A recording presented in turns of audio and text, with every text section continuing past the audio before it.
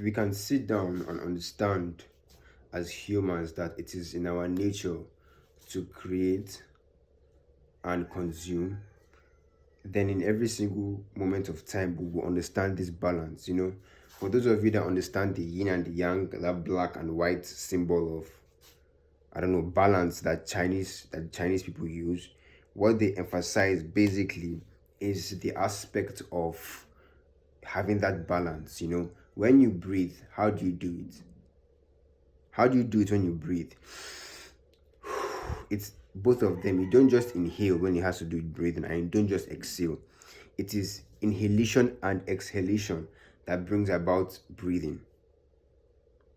You as a human being must understand that you consume and then you create. Even biologically speaking, you eat and then you defecate. It's that constant union of those things have to work together. Do you understand? And so if they both work together, what we must understand is this: how can we do it in our financial life? How can we do it in our social life? How can we do it in our academic life? How can we do it in our, career? In what ways can you consume rightly and produce rightly? And you obviously know that what you consume is basically what you bring out.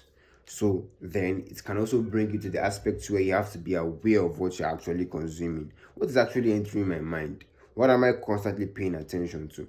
Because whatever you constantly pay attention to, it has a way of modifying your beliefs and modifying the way you approach the world.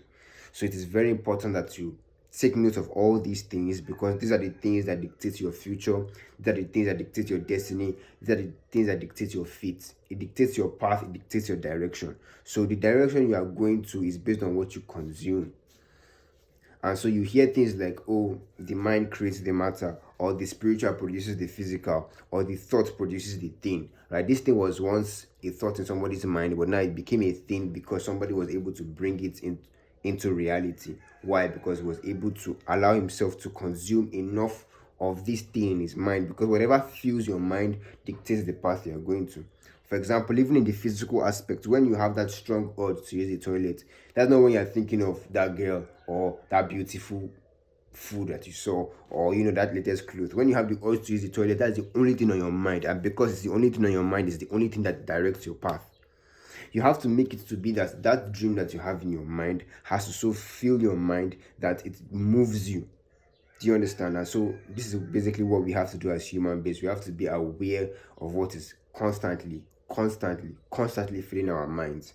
Because the more it fills our mind, the more it can have the power to dictate our destiny, or to dictate our path, or to dictate our direction. So you as a human being must know this. You must recognize this. You must see this in your life. You must understand that these are how people are being led. So you understand why the media is such an important role in society. You understand why TikTok and all these things have blown up so much, because people are looking for who is going to lead them. But you can't even be led in a particular path if you don't even know the path you want to go to. You understand? So the path you would like to go to, or you would like to go through, it has to come with you actually being honest with yourself as to what you really want out of life. And when you can know what you really want out of life, then you can now say, okay, I want this out of life. What do I have to fill my mind with?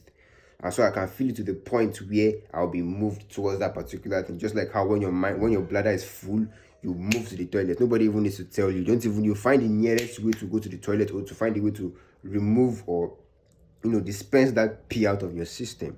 That's basically how it works. You have to make it to fill your mind to that aspect where it moves you.